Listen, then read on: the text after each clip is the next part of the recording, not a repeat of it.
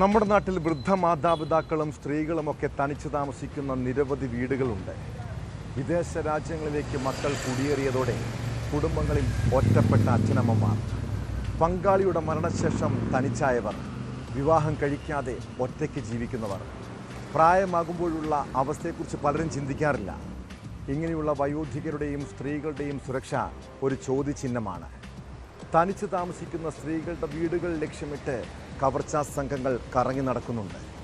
ആലപ്പുഴ അമ്പലപ്പുഴയിൽ 58-കാരിയെ കൊലപ്പെടുത്തിയത് കവർച്ചയ്ക്കിടെയാണ്. ചെമ്പകപ്പള്ളി സ്വദേശിനി റംലത്തിനെ കൊലപ്പെടുത്തിയ കേസും, ഇടുക്കിയിൽ മദ്യലഹരിയിൽ യുവാവ് മാതാപിതാക്കളെ കൊലപ്പെടുത്താൻ ശ്രമിച്ച സംഭവം ഉൾപ്പെടെ വിശദമായി പരിശോധിക്കുകയാണ് പോലീസ് പട്രോൾ. സ്വാഗതം.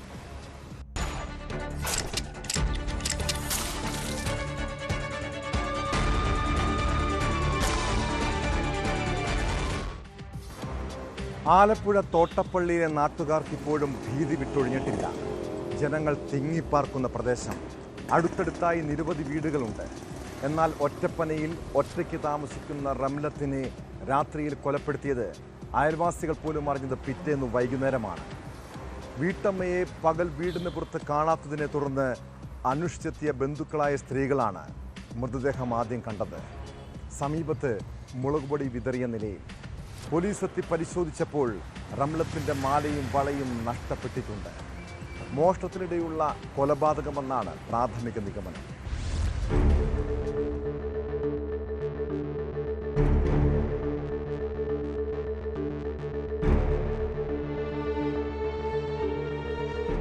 പുറക്കാട് പഞ്ചായത്ത് 12-ാം വാർഡ് തോട്ടപ്പള്ളി ഒറ്റപ്പനപ്പള്ളിക്ക് സമീപം ചെമ്പകപ്പള്ളിയിൽ റംലത്തിനെയാണ് കിടപ്പുമുറിയിൽ മരിച്ച നിലയിൽ കണ്ടെത്തിയത്.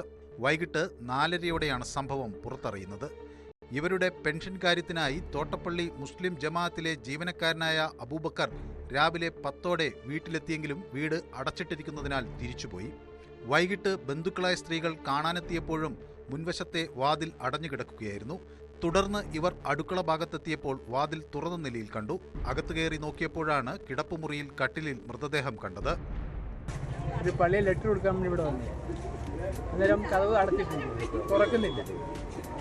ഞാൻ വിളിച്ചിട്ട് അനങ്ങുന്നില്ല. പിന്നെ ഞാൻ ഞങ്ങൾ തിരിച്ചു പോയി. ഞാൻ പിന്നെയും നോക്കിയിട്ട് തുറന്നിട്ട് എന്നറിയാൻ പാടില്ല. ഞാൻ അങ്ങോട്ട് പോയില്ലേ. ലാസ്റ്റ് ഒരു 3 മണിയപ്പം ഈ വീട്ടിൽ വന്നു. ആ കഥ തുറക്കുന്നില്ല, എന്താ അറിയാൻ പാടില്ല. ലാസ്റ്റ് അവിടുത്തെ പെണ്ണും ഞാനും കൂടെ വന്ന് പിന്നെ തട്ടിയിട്ട് തുറക്കുന്നില്ല. സമീപത്ത് മുളകുപൊടി വിതറിയ നിലയിൽ കണ്ടെത്തി. വിവരമറിയിച്ചതിനെ തുടർന്ന് അമ്പലപ്പുഴ പോലീസ് സ്ഥലത്തെത്തി അന്വേഷണം ആരംഭിച്ചു. വീടിന്റെ പിൻവാതിൽ ചവിട്ടി തുറന്നതിന്റെ ലക്ഷണങ്ങളുമുണ്ട്. റംലത്തിന്റെ മാലയും വളയും നഷ്ടപ്പെട്ടിട്ടുണ്ടെന്നാണ് വിവരം. മോഷണശ്രമത്തിനിടയിൽ നടന്ന കൊലപാതകമാണോ എന്ന് പോലീസ് സംശയിക്കുന്നുണ്ട്. വിശദമായ അന്വേഷണം നടത്തുമെന്ന് പോലീസ് അറിയിച്ചു. അടുത്തുള്ള ഒരു വീട്ടിൽ ജോലിക്ക് പോയാണ് റംലത്ത് കഴിഞ്ഞിരുന്നത്.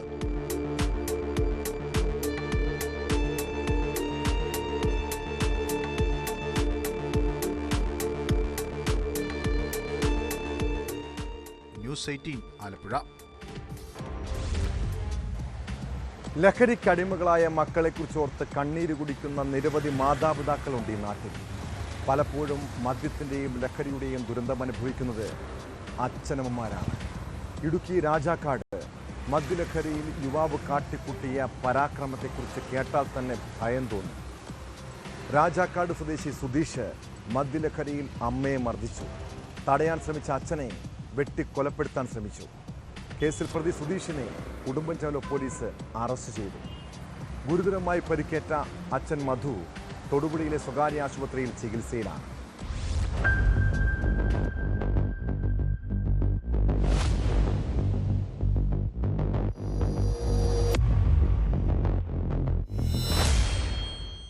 കഴിഞ്ഞ വെള്ളിയാഴ്ചയാണ് കേസിനാസ്പദമായ സംഭവം നടന്നത്.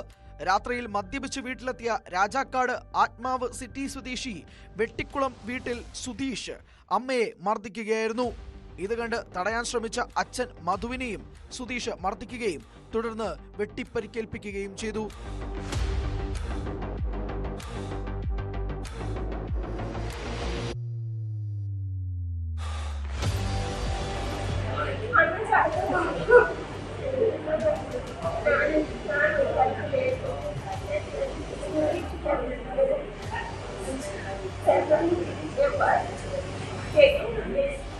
അവശനായി നിലത്ത് വീണ മധുവിനെ നാട്ടുകാർ ആദ്യം രാജാക്കാട്ടിലെ സ്വകാര്യ ആശുപത്രിയിൽ എത്തിച്ചു. പരിക്ക് ഗുരുതരമായതിനാൽ ഇയാളെ തൊടുപുഴയിലെ സ്വകാര്യ ആശുപത്രിയിലേക്ക് മാറ്റി. പ്രതി സുധീഷിനെ ഉടുമ്പൻചോല പോലീസ് അറസ്റ്റ് ചെയ്തു.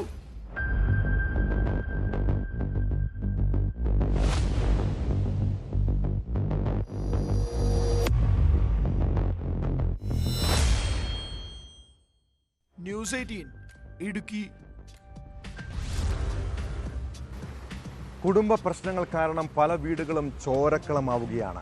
അടുത്ത ബന്ധുക്കൾ തമ്മിലുള്ള വഴക്കും തർക്കവും ആക്രമണത്തിലും കൊലപാതകത്തിലും കലാശിക്കുന്ന കാഴ്ച പതിവായി കാണുന്നുണ്ട്. തിരുവനന്തപുരം ആര്യനാട് സഹോദരി ഭർത്താവിനെ യുവാവ് കുത്തിക്കൊലപ്പെടുത്താൻ ശ്രമിച്ചത് വാക്കുതർക്കത്തെ തുടർന്നാണ്. കേസിൽ പ്രതി കൊക്ക് ഷിജു എന്ന് വിളിക്കുന്ന സിജുകുമാറിനെ പോലീസ് അറസ്റ്റ് ചെയ്തു. വധശ്രമം ഉൾപ്പെടെ നിരവധി കേസുകളിൽ പ്രതിയാണ് കൊക്ക് ഷിജു. കോടതിയിൽ ഹാജരാക്കിയ പ്രതിയെ റിമാൻഡ് ചെയ്തു.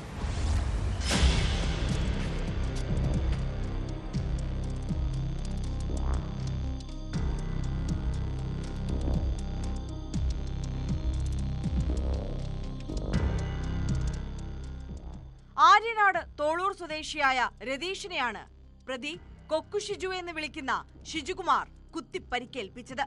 ഈ മാസം 4-ന് രാത്രി 8 മണിയോടെയായിരുന്നു സംഭവം. ആര്യനാട് തോളൂർ മുതുവണ്ടാൻകുഴി LP സ്കൂളിന് സമീപമുള്ള വിമലാ ഭവനിൽ അതിക്രമിച്ചു കയറിയാണ് ഷിജുകുമാർ ആക്രമണം നടത്തിയത്. കുടുംബ പ്രശ്നങ്ങളെ തുടർന്ന് ഇരുവരും തമ്മിൽ വാക്കുതർക്കമുണ്ടാവുകയും തുടർന്ന് കയ്യിലുണ്ടായിരുന്ന കത്തി ഉപയോഗിച്ച് ഷിജു രതീഷിനെ ഗുരുതരമായി കുത്തിപ്പരിക്കേൽപ്പിക്കുകയും ചെയ്തുവെന്നാണ് കേസ്.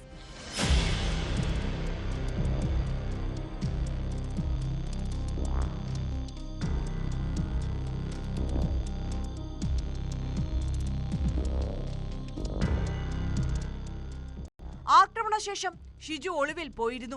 നിരവധി വധശ്രമ കേസുകളിൽ പ്രതിയായ ഇയാൾ ഫോർട്ട് പോലീസ് സ്റ്റേഷനിലെ ഗുണ്ടാ ലിസ്റ്റിൽ ഉൾപ്പെട്ടയാളാണ്.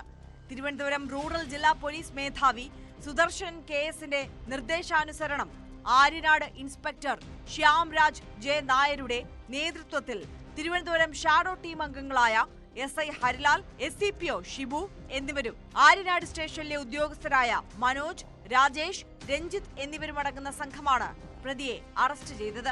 പ്രതിയെ കോടതിയിൽ ഹാജരാക്കി.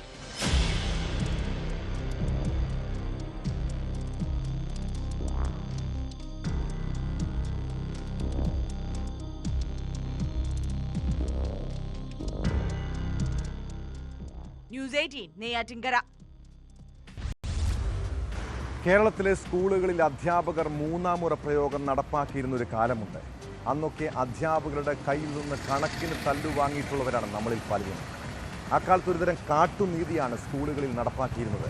പിന്നീട് കുട്ടികളുടെ കാര്യത്തിൽ കർശനമായ നിയമങ്ങൾ വന്നു. എന്നിട്ടും സ്കൂളുകളിൽ വിദ്യാർത്ഥികളെ അകാരണമായി തല്ലിച്ചതയ്ക്കുന്ന അധ്യാപകരുണ്ട്. കാസർഗോഡ് കുണ്ടൻകുഴി ഗവൺമെൻറ് ഹയർ സെക്കൻഡറി സ്കൂളിൽ വിദ്യാർത്ഥിയുടെ കർണപുടം അടിച്ചു പൊട്ടിച്ചതായി പരാതി. അസംബ്ലിയിൽ നിൽക്കുമ്പോൾ ചരൽക്കല്ല് കാലുകൊണ്ട് നീക്കിയെന്ന് പറഞ്ഞ് പ്രധാന അധ്യാപകനാണ് 9ാം ക്ലാസ് വിദ്യാർത്ഥിയെ മർദ്ദിച്ചത്. അതേസമയം കുട്ടിയെ മർദ്ദിച്ചിട്ടില്ലെന്നാണ് പ്രധാന അധ്യാപകന്റെ വിശദീകരണം.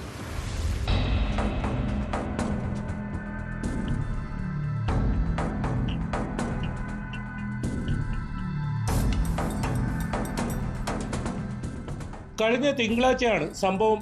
ചെവിക്ക് പരിക്കേറ്റ കുട്ടി വീട്ടിൽ വിശ്രമത്തിലാണ്. ശസ്ത്രക്രിയ വേണമെന്ന് ഡോക്ടർ നിർദ്ദേശിച്ചതായി അമ്മ പറയുന്നു. അസംബ്ലിയിൽ നിൽക്കുമ്പോൾ ചരൽക്കല്ല് കാലുകൊണ്ട് നീക്കിയെന്ന കാരണത്താലാണ് കുട്ടിയെ അടിച്ചത്. അസംബ്ലി നടക്കുന്നതിനിടെ കുട്ടിയെ മുന്നിലേക്ക് വിളിച്ച് വിദ്യാർത്ഥികളുടെ എല്ലാം മുന്നിൽ വെച്ച് കോളറിൽ പിടിച്ചുവെന്നും കരണത്ത് അടിക്കുകയായിരുന്നുവെന്നാണ് ആരോപണം. മകൻ സ്കൂളിന് അസംബ്ലിയില് പിന്നെ ഇതിന്റെ ചരലുണ്ടായിന്. ചരലിങ്ങനെ നീക്കുമ്പോ പിന്നെ HM ഓനെ മുമ്പിലോട്ട് വിളിച്ചിട്ട് കോളർ പിടിച്ചിട്ട് അടിച്ചു. എന്ത് ചെയ്യുന്നുണ്ടായിനെ ചോദ്യം ചോദിച്ചിട്ടാ. 5ാം ക്ലാസ് മുതൽ 10ാം ക്ലാസ്സിലുള്ള 700 കൂടുതലും പിള്ളേരുണ്ടാവും. അവരെ മുമ്പിൽ വെച്ചാണ് തല്ലിയത്.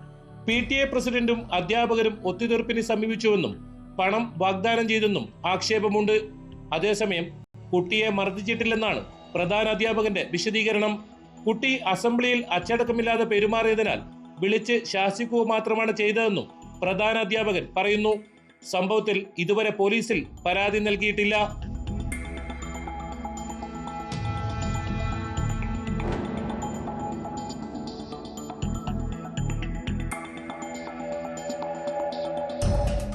ന്യൂസ് 18 കാസർഗോഡ്.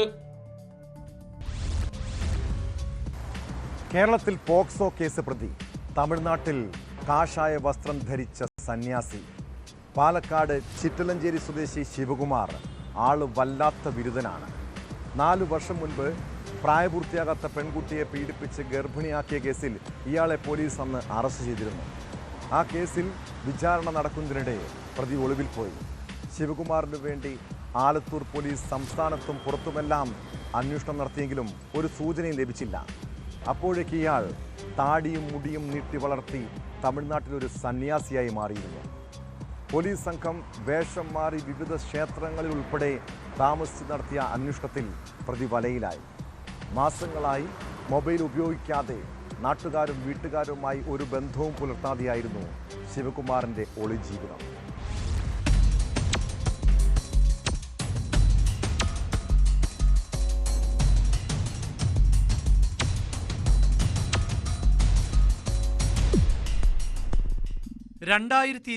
ൽ പ്രായപൂർത്തിയാകാത്ത പെൺകുട്ടിയെ പീഡിപ്പിച്ച് ഗർഭിണിയാക്കിയ കേസിലെ പ്രതിയാണ് 54-കാരനായ ശിവകുമാർ. പാലക്കാട് പോക്സോ കോടതിയിൽ നിന്നും ജാമ്യത്തിൽ പുറത്തിറങ്ങിയ പ്രതി വിചാരണ അന്തിമഘട്ടത്തിൽ എത്തി നിൽക്കവേ ശിക്ഷിക്കപ്പെടും എന്ന് ഭയന്നുകൊണ്ട് ഒളിവിൽ പോവുകയായിരുന്നു. 8 മാസമായി മൊബൈൽ ഫോൺ ഉപയോഗിക്കാതെയും നാട്ടുകാരും വീട്ടുകാരുമായി ഒരു ബന്ധവും പുലർത്താതെയും വിവിധ സ്ഥലങ്ങളിൽ ഒളിവിൽ കഴിയുകയായിരുന്നു ഇയാൾ. ജില്ലാ പോലീസ് മേധാവി Ajith Kumar, Alathur DYSP Unnikrishnan T N, sub ഇൻസ്പെക്ടർമാരായ Vivek Narayanan, Jithin Kumar, senior civil police ഓഫീസർമാരായ മിഥുൻ, റിനു എന്നിവർ അടങ്ങിയ സംഘമാണ് തമിഴ്നാട് പെരുവണ്ണാമലയിൽ നിന്നും പ്രതിയെ അറസ്റ്റ് ചെയ്തത്.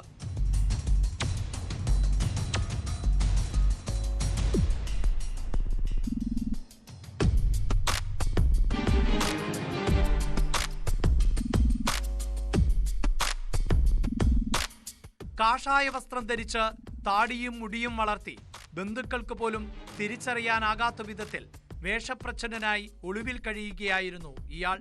സന്യാസിയാണെന്ന വ്യാജേനയാണ് ശിവകുമാർ തമിഴ്നാട്ടിലെ വിവിധ ഗ്രാമങ്ങളിൽ കഴിഞ്ഞിരുന്നത്. പോലീസ് സംഘം വേഷം മാറി അമ്പലങ്ങളിലും മറ്റും താമസിച്ച് ഏറെ നാൾ നീണ്ട കഠിന പ്രയത്നത്തിലൂടെയാണ് പ്രതിയെ കണ്ടെത്തിയത്. കോടതിയിൽ ഹാജരാക്കിയ പ്രതിയെ റിമാൻഡ് ചെയ്തു. ഒളിവിൽ പോയ ശിവകുമാറിനെ പിടികൂടി കോടതിയിൽ ഹാജരാക്കാൻ കഴിയാത്തത് പോലീസിന് ഏറെ തലവേദനയുണ്ടാക്കിയിരുന്നു.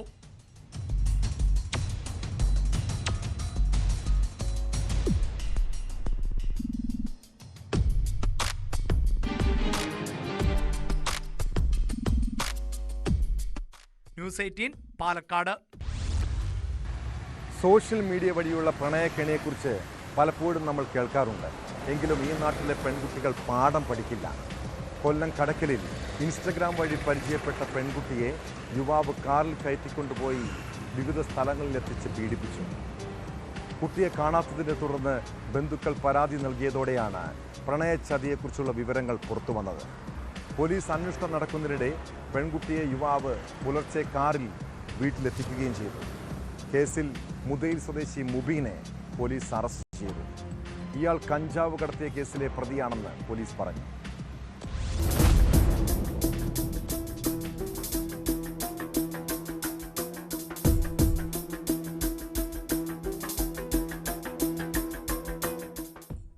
സമൂഹ മാധ്യമം വഴി പരിചയപ്പെട്ട പെൺകുട്ടിയെ കാറിൽ കയറ്റി തിരുവനന്തപുരം ജില്ലയിലെ വിവിധ ഭാഗങ്ങളിൽ കൊണ്ടുപോയാണ് പീഡിപ്പിച്ചത്. കഴിഞ്ഞ ദിവസം പെൺകുട്ടിയെ വീട്ടിൽ നിന്ന് തട്ടിക്കൊണ്ടുപോയി വെമ്പായത്തെത്തിച്ചു. കുട്ടിയെ കാണാത്തതിനെ തുടർന്ന് ബന്ധുക്കൾ കടക്കൽ പോലീസിൽ പരാതി നൽകി. പോലീസ് അന്വേഷണം നടക്കുന്നതിനിടെ പിറ്റേ ദിവസം പുലർച്ചെ കുട്ടിയെ കാറിൽ കൊണ്ടുവന്ന് വീടിന് മുന്നിൽ ഇറക്കിവിട്ട ശേഷം മുബീൻ കടന്നു കളയുകയായിരുന്നു.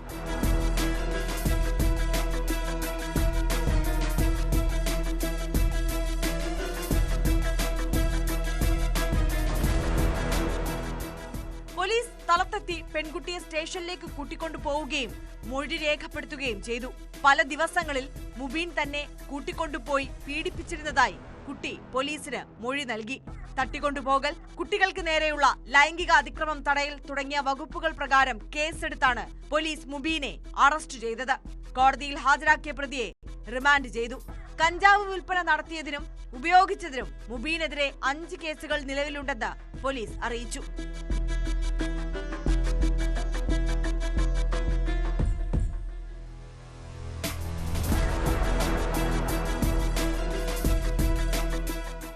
ന്യൂസ് 18 കൊട്ടാരക്കര. കൊലപാതക പരമ്പര നടന്ന ധർമ്മസ്ഥലയിൽ നിരവധി പെൺകുട്ടികളുടെയും സ്ത്രീകളുടെയും ചോര വീണിട്ടുണ്ട്. അതിൽ തുടക്കം മുതൽ കേട്ട പേരുകളാണ് MBBS വിദ്യാർത്ഥിനി അനന്യ ഭട്ടും സൗജന്യയും. ഈ പെൺകുട്ടികളുടെ കുടുംബം നീതി തേടി നിയമ പോരാട്ടം തുടങ്ങിയിട്ട് വർഷങ്ങളായി. അതിനിടെ ഇവർക്ക് നേരെ ഭീഷണിയും ആക്രമണവും ഉയരുന്നുണ്ട്. ഏറ്റവും ഒടുവിൽ അനന്യയുടെ അമ്മയ്ക്ക് നേരെ സൈബർ ആക്രമണവും. മകളുടെ തിരോധാനം സംബന്ധിച്ച് SITക്ക് പരാതി നൽകിയ അമ്മ സുജാത ഭട്ടിനെ സോഷ്യൽ മീഡിയയിലൂടെ അപകീർത്തിപ്പെടുത്താൻ വരെ ശ്രമം നടക്കുന്നു. വ്യാജ പരാതി നൽകിയതിനെ തുടർന്ന് ഇവർ നാടുവിട്ടു പോയെന്നും മകളുടെ ഫോട്ടോ പുറത്തുവിടാൻ തയ്യാറാകാത്തതിൽ ദുരൂഹതയുണ്ടെന്നുമാണ് സമൂഹ മാധ്യമങ്ങൾ വഴിയുള്ള വിമർശനം. ഇതേ തുടർന്ന് അഭിഭാഷകർക്കൊപ്പം എത്തി സുജാത ഭട്ട് മകളുടെ ഫോട്ടോ പുറത്തുവിട്ടു.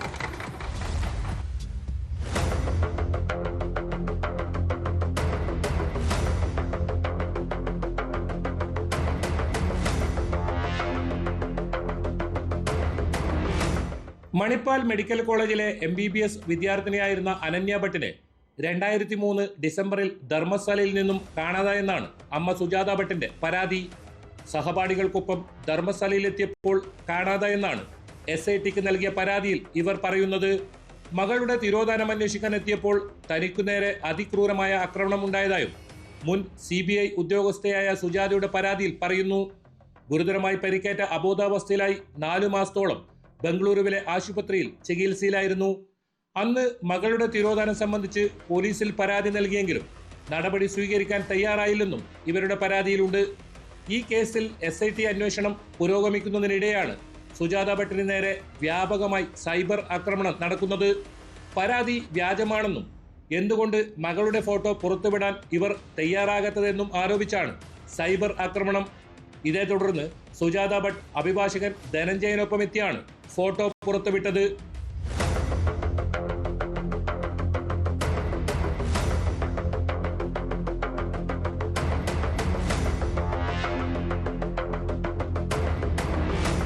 മകളുടെ ഫോട്ടോ അന്വേഷണ ഏജൻസിക്ക് നേരത്തെ തന്നെ നൽകിയതായും സുജാത വ്യക്തമാക്കി. താൻ നാട് വിട്ടു പോയിട്ടില്ലെന്നും മകളുടെ തിരോധാനത്തിൽ SIT അന്വേഷണം നടത്തി ഉത്തരം കണ്ടെത്തണമെന്നും ഇവർ ആവശ്യപ്പെടുന്നു. അന്ത്യകർമ്മം ചെയ്യാൻ മകളുടെ അസ്ഥിയെങ്കിലും കണ്ടെത്തി തരണമെന്ന് വീഡിയോയിലൂടെ സുജാത ആവർത്തിക്കുന്നു. ದಯವಿಟ್ಟು ಸುಜಾತ ಭಟ್ ಎಲ್ಲೂ ಹೋಗಲಿಲ್ಲ, ಇಲ್ಲೇ ಇದ್ದಾರೆ. ಎಲ್ಲಿ ಇರಬೇಕಾಗಿರುವ ಜಾಗದಲ್ಲಿ ಅಲ್ಲಿದ್ದಾರೆ. ಇವರಿಗೆ ಬೇರೆ ಏನು ಕೆಲಸ ಇಲ್ಲ. ಸುಜಾತ ಭಟ್ ಕಾಣೆಯಾಗಿದ್ದಾರೆ ಅನ್ನುವಂಥದ್ದನ್ನ ಹೇಳ್ಕೊಂಡು ನ್ಯೂಸ್ ಚಾನಲ್ ಅಲ್ಲಿ ಎಲ್ಲ ಸ್ಯಾಟಲೈಟ್ ಚಾನಲ್ನವರು ಇದು ಮಾಡ್ತಾ ಇದ್ದಾರೆ. ದಯವಿಟ್ಟು ನಾನು ಕೇಳ್ತಾ ಇರೋದು ನನ್ನ ಮಗಳ ಅಸ್ಥಿ ಪಂಜರ ಅಷ್ಟೇ. ಸಿಕ್ಕಿದ್ರೆ ಕೊಡಿ, DNA ಮ್ಯಾಚ್ ಆಗಿದ್ರೆ ನನ್ನ ಮಗಳ ಅಸ್ಥಿ ಪಂಜರ ಕೊಟ್ಟರೆ ನಾನು ಅದನ್ನು ಹಿಂದೂ ಸಂಪ್ರದಾಯದ ಪ್ರಕಾರ, ಸನಾತನ ಹಿಂದೂ ಸಾಂಪ್ರದಾಯಿಕ ಪ್ರಕಾರ ನಾನು ಮಾಡಬೇಕು ಅನ್ನುವಂಥ ಒಂದು ಇದರಲ್ಲಿ ಇದ್ದೀನಿ. ഇതിനിടയിൽ ധർമ്മസ്ഥല കൂട്ടക്കൊലപാതക വെളിപ്പെടുത്തൽ കേസിൽ തിങ്കളാഴ്ച കർണാടക നിയമസഭയിൽ ആഭ്യന്തര വകുപ്പ് മന്ത്രി G. പരമേശ്വര വിശദാംശങ്ങൾ പങ്കുവച്ചേക്കും. ക്ഷേത്രത്തെ തകർക്കാൻ ഗൂഢാലോചന നടക്കുന്നുണ്ടെന്ന് പ്രതിപക്ഷത്തു നിന്നുൾപ്പെടെ വിമർശനം ശക്തമായതോടെയാണ് തീരുമാനം. SITയുടെ പ്രാഥമിക അന്വേഷണ റിപ്പോർട്ടും വൈകാതെ കോടതിയിൽ സമർപ്പിച്ചേക്കും. കോടതിയുടെ നിർദ്ദേശപ്രകാരമായിരിക്കും തുടരന്വേഷണം സംബന്ധിച്ച നടപടികൾ സ്വീകരിക്കുക. ജൂലൈ 3-നാണ് മുൻ ശുചീകരണ തൊഴിലാളി ധർമ്മസ്ഥല പോലീസ് സ്റ്റേഷനിൽ പരാതി നൽകിയത്. 1995-നും 2014-നും ഇടയിൽ ധർമ്മസ്ഥല ക്ഷേത്ര ഭരണസമിതിയുടെ കീഴിൽ ജോലി ചെയ്തിരുന്നതായി വ്യക്തമാക്കിയ ഇയാൾ പ്രായപൂർത്തിയാകാത്ത പെൺകുട്ടികൾ ഉൾപ്പെടെ 100ഓളം മൃതദേഹങ്ങൾ സൂപ്പർവൈസർമാരുടെ ഭീഷണിയെ തുടർന്ന് വിവിധയിടങ്ങളിൽ മറവ് ചെയ്തിട്ടുണ്ടായിരുന്നു മൊഴി. ജൂലൈ 11-നാണ് സാക്ഷിയുടെ രഹസ്യമൊഴി കോടതിയിൽ രേഖപ്പെടുത്തിയത്. ജൂലൈ 19-നാണ് കേസന്വേഷണത്തിനായി പ്രത്യേക സംഘത്തെ രൂപീകരിച്ചത്. സാക്ഷി ചൂണ്ടിക്കാട്ടിയ 17 ഇടങ്ങളിൽ ഇതുവരെ മണ്ണ് നീക്കി പരിശോധന നടത്തി. ഇതിൽ 6ാമത്തെ പോയിന്റിലാണ് നിർണായകമായ തെളിവ് ലഭിച്ചത്. എന്നാൽ മറ്റു സ്ഥലങ്ങളിൽ നിന്ന് എന്തെങ്കിലും തെളിവുകൾ ലഭിച്ചോ എന്നതിന് സ്ഥിരീകരണമില്ല. സീൽ ചെയ്ത കവറിലായിരിക്കും SIT കോടതിയിൽ റിപ്പോർട്ട് സമർപ്പിക്കുക. പരിശോധനയിൽ കണ്ടെത്തിയ തലയോട്ടിയും അസ്ഥികളും ബംഗളൂരുവിലെ ഫോറൻസിക് ലാബിൽ പരിശോധനയ്ക്കായി അയച്ചിട്ടുണ്ട്.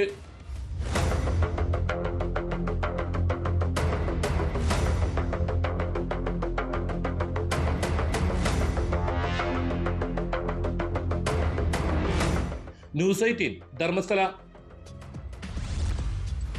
വയനാട് സ്വദേശി ഹേമചന്ദ്രനെ കൊലപ്പെടുത്തിയതിന് കാരണം സാമ്പത്തിക ഇടപാട് മാത്രമാണോ? കള്ളപ്പണ ഇടപാടുകളും വാഹനമോഷണവും അടക്കമുള്ള വലിയ ഇടപാടുകൾ കൊലപാതകത്തിന് പിന്നിലുണ്ടെന്നാണ് പോലീസിന്റെ നിഗമനം. ഇതോടെ കൊലപാതകത്തിൽ കൂടുതൽ പേരുടെ പങ്കും പുറത്തുവന്നു. ഹേമചന്ദ്രൻ കൊലക്കേസിൽ ഒരാൾ കൂടി പോലീസിന്റെ പിടിയിലായിരിക്കുന്നു. ബത്തേരി സ്വദേശി വെൽബിൻ മാത്യുവാണ് അറസ്റ്റിലായത്. ഹേമചന്ദ്രനെ തട്ടിക്കൊണ്ടുപോയതുമായി ബന്ധപ്പെട്ടാണ് അറസ്റ്റ്. കൊല്ലപ്പെട്ട ഹേമചന്ദ്രന്റെ കാറും ബൈക്കും പോലീസ് ബത്തേരിയിൽ നിന്നും കണ്ടെടുത്തു.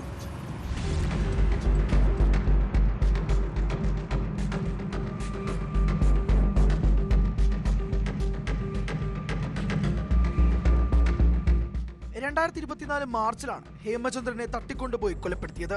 സാമ്പത്തിക ഇടപാടുകളാണ് കൊലപാതകത്തിലേക്ക് നയിച്ചതെന്നാണ് കേസ്. കള്ളപ്പണ ഇടപാടുകളും വാഹനമോഷണവും അടക്കമുള്ള വലിയ ഇടപാടുകൾ കൊലപാതകത്തിന് പിന്നിലുണ്ടെന്നാണ് പോലീസിന്റെ നിഗമനം. മുഖ്യപ്രതി നൌഷാദ്, കൂട്ടുപ്രതികളായ ജ്യോതിഷ് കുമാർ, അജേഷ്, വൈശാഖ് എന്നിവർ നേരത്തെ അറസ്റ്റിലായിരുന്നു. ബത്തേരി സ്വദേശി വെൽബിൻ മാത്യുവിനെയാണ് ഒടുവിൽ പിടികൂടിയത്.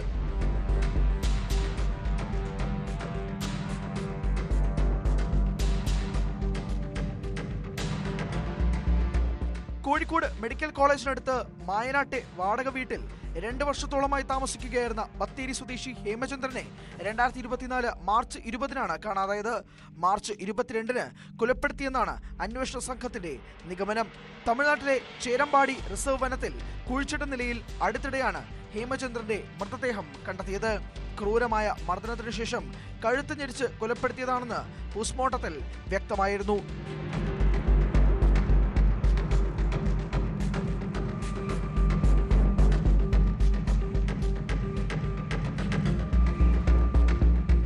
ന്യൂസ് 18 വയനാട്.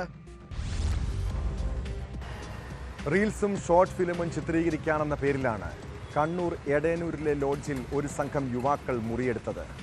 സംശയം തോന്നാതിരിക്കാൻ കാമുകിയെയും കൂടെ കൂട്ടി. കഴിഞ്ഞ വെള്ളിയാഴ്ച രാത്രി മുതൽ ഇവരെ കാണാനായി ജില്ലയുടെ വിവിധ പ്രദേശങ്ങളിൽ നിന്നും നിരവധി യുവാക്കൾ എത്തിത്തുടങ്ങി. ഇതേ തുടർന്ന് സംശയം തോന്നിയ നാട്ടുകാരിൽ ചിലർ പോലീസിൽ വിവരം നൽകിയതോടെ വൻ ലഹരി മാഫിയ സംഘം വലയിലാകുന്നു. യൂത്ത് കോൺഗ്രസ് നേതാവ് ഷുഹൈബിനെ കൊലപ്പെടുത്തിയ കേസിലെ പ്രതി സഞ്ജയ് ഉൾപ്പെടെ 6 പേരാണ് പിടിയിലായത്. മട്ടന്നൂർ പോലീസിൻ്റെയും ഡാൻസ് ഓഫ് സംഘത്തിൻ്റെയും അപ്രതീക്ഷിത റെയ്ഡിൽ ഇവരിൽ നിന്നും 25 ഗ്രാം MDMA കണ്ടെടുത്തു. ആകാശ് തില്ലങ്കരിയുടെ അടുത്ത സുഹൃത്താണ് പിടിയിലായ സഞ്ജയ്.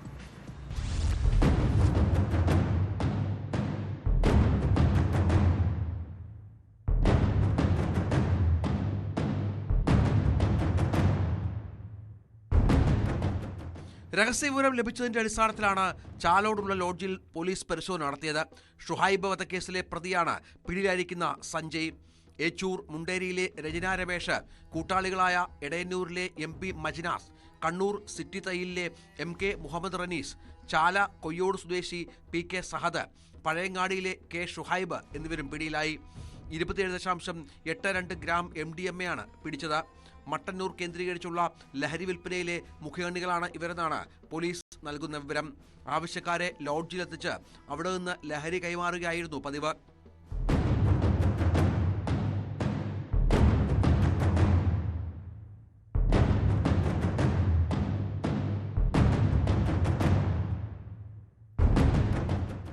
ബംഗളൂരിൽ നിന്നും വൻതോതിൽ ലഹരി മരുന്ന് കടത്തിക്കൊണ്ടുവന്ന് ചില്ലറ വിൽപ്പന നടത്തി വരികയായിരുന്നു പ്രതികൾ. ഇവരുടെ മൊബൈൽ ഫോൺ പരിശോധിച്ചതിൽ നിരവധി ഇടപാടുകാരുടെ ഫോൺ നമ്പറുകളും വിവരങ്ങളും ലഭിച്ചിട്ടുണ്ട്. 20-നും 35-നും ഇടയിൽ പ്രായമുള്ളവരാണ് ഇടപാടുകാരിലേറെയും. റീൽസും ഷോർട്ട് ഫിലിമും ചിത്രീകരിക്കാനെന്ന് പറഞ്ഞാണ് നാട്ടുകാരനായ സഞ്ജയ്, MP മജ്നാസ് എന്നിവർ ലോഡ്ജിൽ മുറിയെടുത്തത്. ബൈക്കിലും കാറിലുമായി നിരവധി യുവാക്കൾ വന്നു പോകുന്നതിൽ സംശയം തോന്നി നാട്ടുകാരിൽ ചിലരാണ് പോലീസിൽ വിവരം അറിയിച്ചത്. 6 പേരെയും മജിസ്ട്രേറ്റിന് മുൻപിൽ ഹാജരാക്കി റിമാൻഡ് ചെയ്തു. ഇവർക്കെതിരെയുള്ള തുടർ നടപടികൾ വടകര NDPS കോടതിയിലാകും നടക്കുക.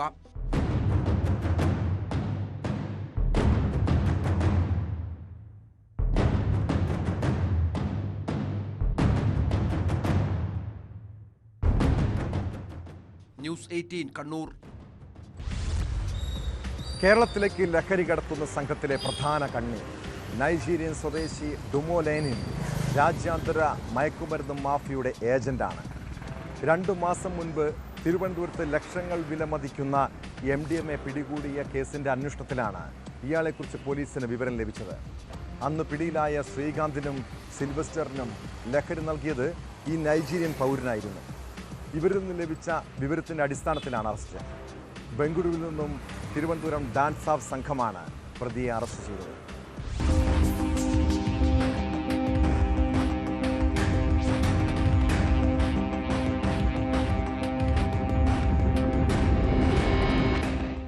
ഈ വർഷം ജൂണിലാണ് ബംഗളൂരുവിൽ നിന്നും ട്രെയിൻ മാർഗം വിൽപ്പനയ്ക്കായി ഇലക്ട്രോണിക് ഡിവൈസിനുള്ളിൽ കടത്തിക്കൊണ്ടുവന്ന 108.77 ഗ്രാം MDMA-യുമായി ശ്രീകാന്ത്, സിൽവർസ്റ്റർ എന്നിവരെ വഞ്ചൂർ പോലീസ് അറസ്റ്റ് ചെയ്തത്. പ്രതികൾ നൈജീരിയൻ സ്വദേശിയിൽ നിന്നുമാണ് MDMA വാങ്ങിയതെന്ന് ചോദ്യം ചെയ്യലിൽ കണ്ടെത്തി. തുടർന്ന് Thiruvananthapuram city CIG Thomson Jose IPS, deputy police കമ്മീഷണർമാരായ ഹറാഷ്ടി IPS, നകുൽ രാജേന്ദ്ര ദേശ്മുഖ് IPS എന്നിവരുടെ നിർദ്ദേശാനുസരണം ഡാൻസ് ഓഫ് സംഘം ബംഗളൂരുവിലേക്ക് അന്വേഷണം വ്യാപിപ്പിക്കുകയായിരുന്നു.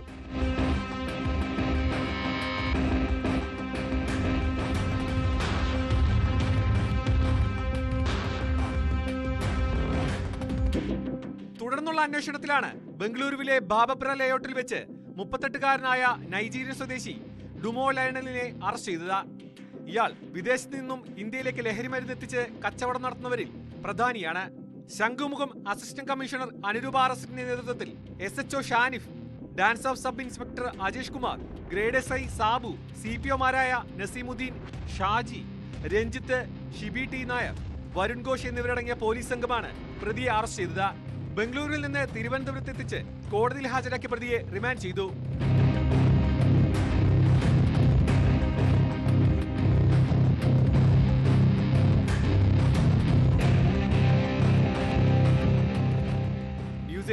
തിരുവനന്തപുരം. പാലക്കാട് ചാലിശ്ശേരിയിലെ വാടക വീട് ലഹരി മാഫിയയുടെ പ്രധാന കേന്ദ്രമാണ്. ഇവിടെ നിന്നാണ് ജില്ലയിലെ പലയിടങ്ങളിലേക്കും MDMA ഉൾപ്പെടെയുള്ള സിന്തറ്റിക് ഡ്രഗുകൾ ഒഴുകുന്നത്. കഴിഞ്ഞ ദിവസം പോലീസിന് ലഭിച്ച രഹസ്യ വിവരത്തെ തുടർന്ന് ഇവിടെ മിന്നൽ റെയ്ഡ് നടന്നു. 69 ഗ്രാം MDMA-യുമായി 2 യുവാക്കളെ പൊക്കുകയും ചെയ്തു.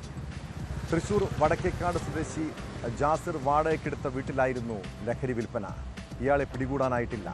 അതേസമയം വാളയാറിൽ KSRTC ബസ്സിൽ കടത്തുകയായിരുന്ന 98 ഗ്രാം MDMA-യുമായി ആലുവ സ്വദേശിയെ പോലീസ് അറസ്റ്റ് ചെയ്തു.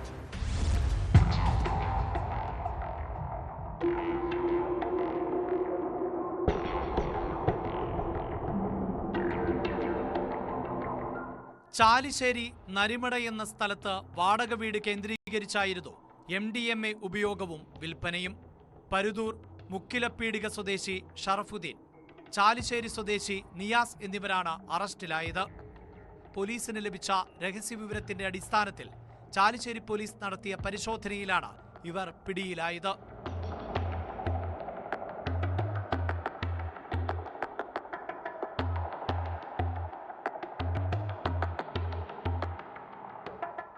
MDMA സൂക്ഷിക്കാനുള്ള കവറുകൾ, ഉപയോഗിക്കാനുള്ള ഗ്ലാസ് പമ്പ് സെറ്റ്, വിൽപ്പന നടത്തി ലഭിച്ച 14,000-ഓളം രൂപ എന്നിവയും പോലീസ് കണ്ടെടുത്തു.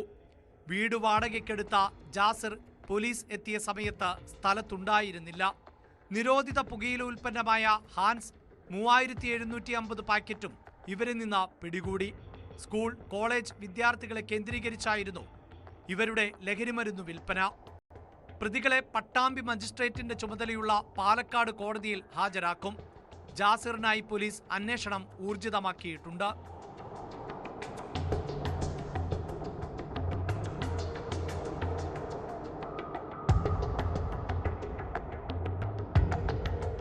പാലക്കാട് വാളയാറിൽ KSRTC ബസ്സിൽ കടത്തുകയായിരുന്ന 98 ഗ്രാം MDMA പിടികൂടി. ആലുവ സ്വദേശി റിച്ചാർഡ് ചെറിയാനാണ് എക്സൈസിന്റെ പിടിയിലായത്. ഇയാൾ ലഹരിമരുന്ന് കൊണ്ടുവന്നത് കോയമ്പത്തൂരിൽ നിന്നുമാണ്. എക്സൈസ് ചെക്ക് പോസ്റ്റിൽ നടന്ന വാഹന പരിശോധനയ്ക്കിടെയാണ് ലഹരിമരുന്ന് പിടികൂടിയത്.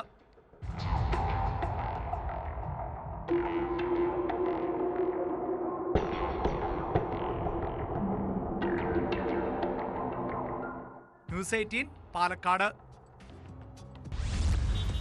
കണ്ണൂർ പയ്യന്നൂരിൽ സദാചാര പോലീസുകാർ വിലസുന്നുണ്ട്. സാധാരണക്കാരായ ജനങ്ങളെ ആക്രമിക്കുകയും കൊള്ളയടിക്കുകയും ചെയ്യുന്നത് പതിവാണ്. ഗ്യാസ് ഏജൻസി ജീവനക്കാരനെ സദാചാര പോലീസ് ചമഞ്ഞ് ആക്രമിച്ച് പണം കവർന്നതാണ് ഒടുവിലത്തെ സംഭവം. ബൈക്കിലെത്തിയ 3 അംഗ സംഘമാണ് ചെറുകുന്നിലെ അന്നപൂർണ ഗ്യാസ് ഏജൻസി ജീവനക്കാരനായ രാമകൃഷ്ണനെ ആക്രമിച്ച് 2 ലക്ഷത്തോളം രൂപ തട്ടിയെടുത്തത്. സംഭവത്തിൽ പയ്യന്നൂർ പോലീസ് കേസെടുത്ത് അന്വേഷണം ആരംഭിച്ചു.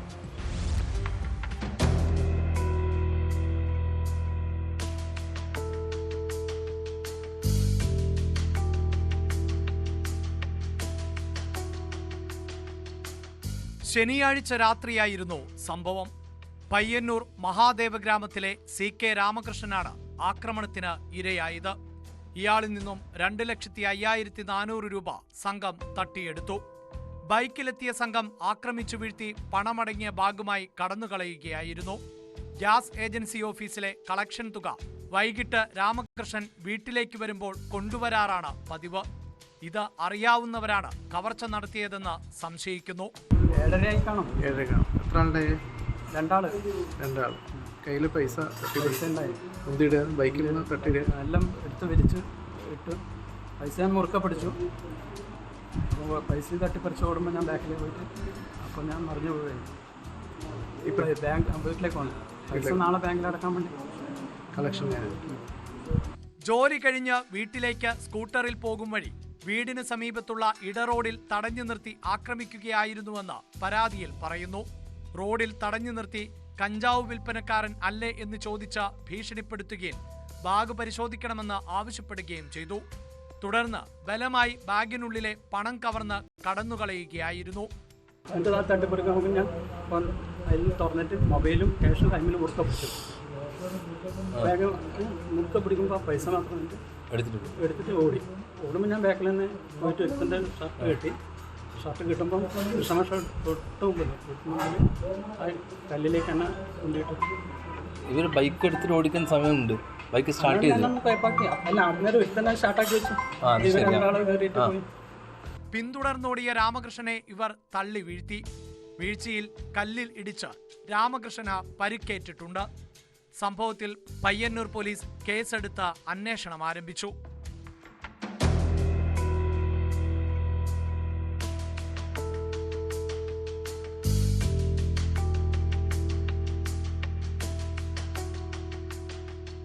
ന്യൂസ് 18 പയ്യന്നൂർ.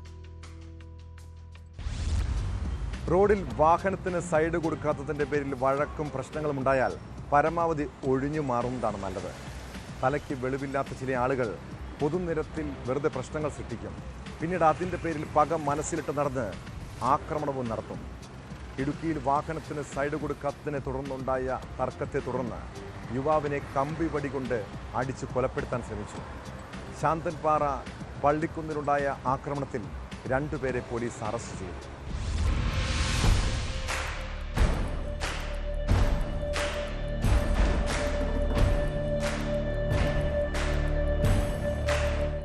ശാന്തൻപാറ പുത്തടി സ്വദേശികളായ രൂപൻ, മുരുകൻ എന്നിവരാണ് അറസ്റ്റിലായത്. പ്രധാന പ്രതിയായ മോഹനൻ ഒളിവിലാണ്. സംഭവത്തിൽ പരിക്കേറ്റ ശാന്തൻപാറ വാഴപ്പറമ്പിൽ ബിജു തൊടുപുഴയിലെ സ്വകാര്യ ആശുപത്രിയിൽ ചികിത്സയിലാണ്. സ്വാതന്ത്ര്യദിനത്തിൽ രാവിലെയാണ് സംഭവം. പള്ളിക്കുന്നിൽ വെച്ച് വാഹനത്തിന് സൈഡ് കൊടുക്കുന്നതുമായി ബന്ധപ്പെട്ട് മോഹനൻ ബിജുവുമായി തർക്കത്തിൽ ഏർപ്പെടുകയായിരുന്നു. പിന്നീട് വൈകിട്ട് സഹോദരൻ രൂപനെയും ബന്ധു മുരുകനെയും കൂട്ടി എത്തുകയും ബിജുവിനെ മർദ്ദിക്കുകയും ചെയ്തതായി പോലീസ് പറഞ്ഞു.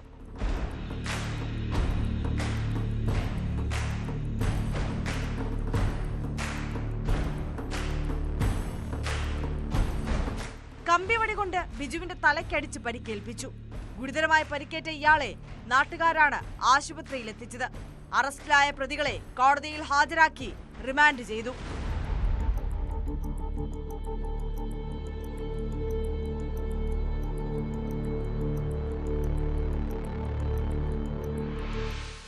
ന്യൂസ് 18 ഇടുക്കി.